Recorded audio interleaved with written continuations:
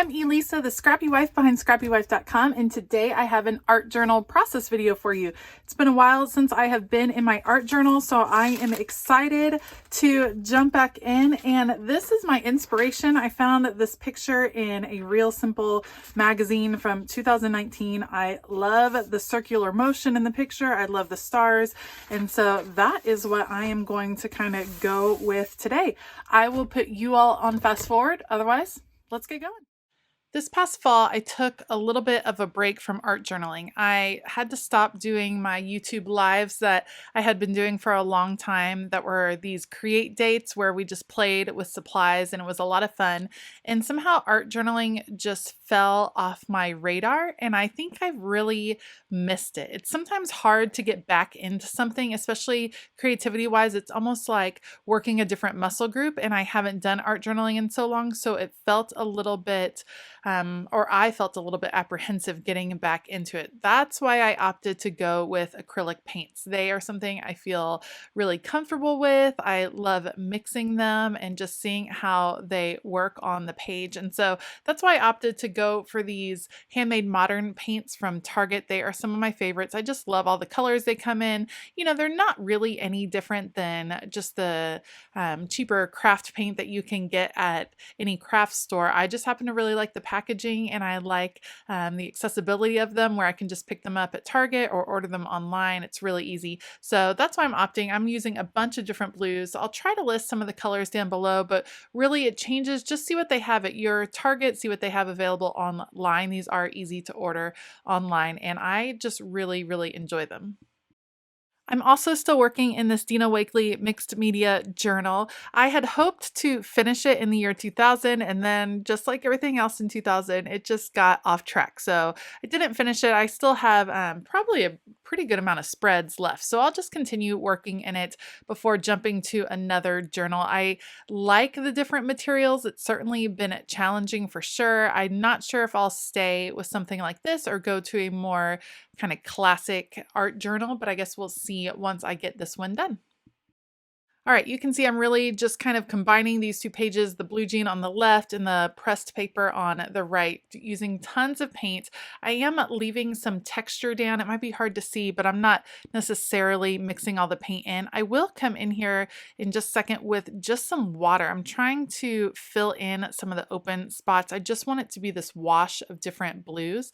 And so I'll come back with some water and I will come back with some silver paint. This is the Jane Davenport paint and I'm putting it directly on to the pages and then I'll just come back over it with water just to bring some reflection and light.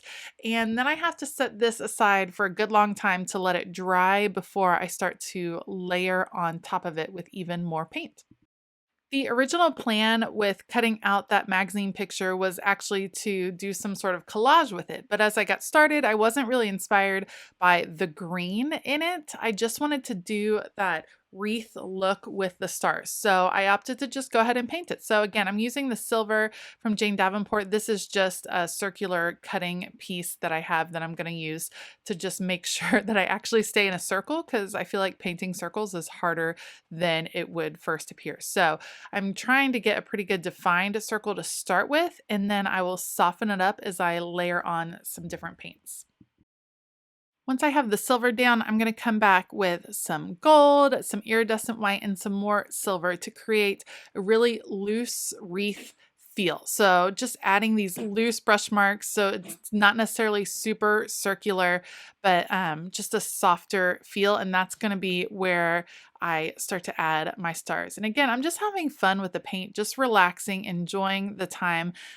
Sometimes it's funny, I love art journaling so much, but it can seem like a big endeavor because pages take me much longer than other projects. But I just forgot how much I love just playing with the paint and seeing what comes out.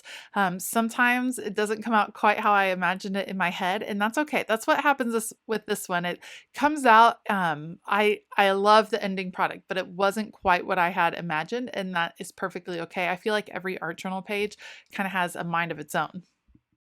I think if I had to do it again, I'd probably make my wreath or my circle just a little bit smaller. It ends up being a little bit thicker than I had planned, but that's okay. It looks pretty. I like the contrast between that circular motion and then the lines in the background. That creates an interesting juxtaposition of those two different strokes. So I'm letting that dry completely, and now I'm going to start adding the stars.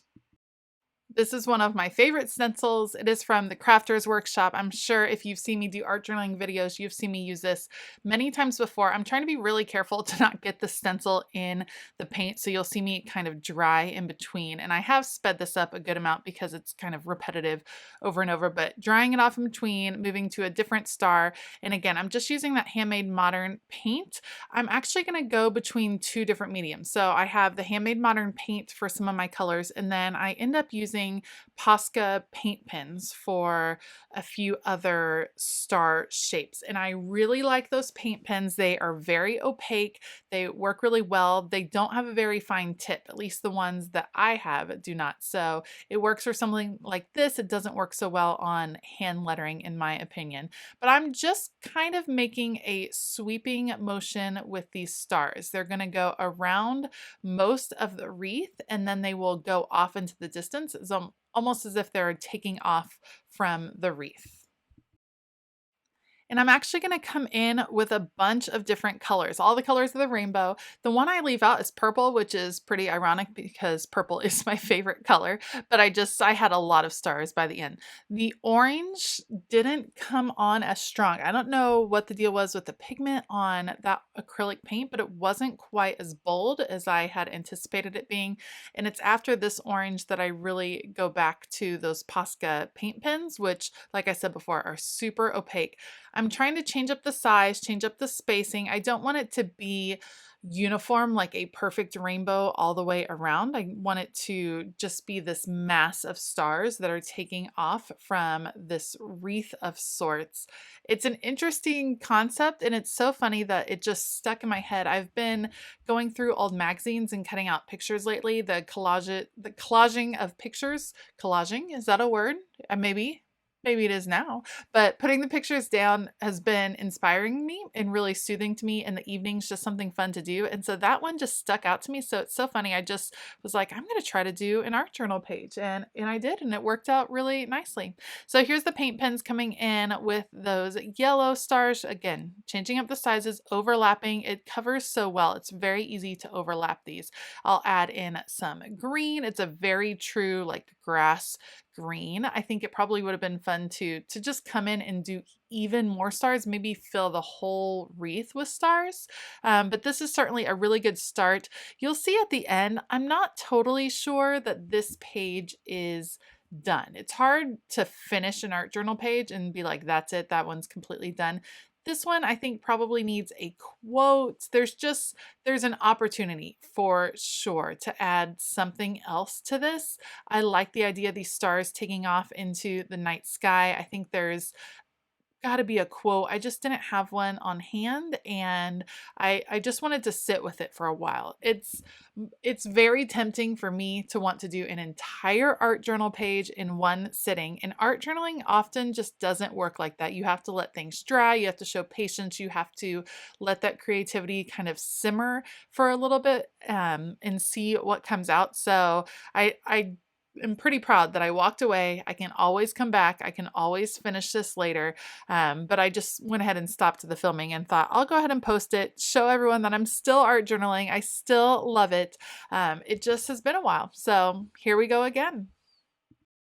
Okay, I've switched to an acrylograph marker at this point. These are from Archer and Olive. This one happens to be silver. I got it in their subscription box, and they are wonderful. They are a really fine tip. I have the 0.7 millimeter, and even on this kind of rough surface, they worked spectacularly. I loved the little pops of silver, and then I'm adding white in the Posca paint pen, and this might be my favorite. The white really, really worked well. I loved how it kind of broke up some of the color. It was really nice. Now I'm back to the acrylograph, and I'm going to add just some lines to most of the stars, but not all the stars. I was hoping to add a little bit of some depth, some feeling that some of the stars were popping off more than others, and that's where the lines came from. So I'm going to go in here and there, add some lines, and I do like how it turns out. I am glad that I didn't do all of them. I do a lot of them, and it does have them pop, but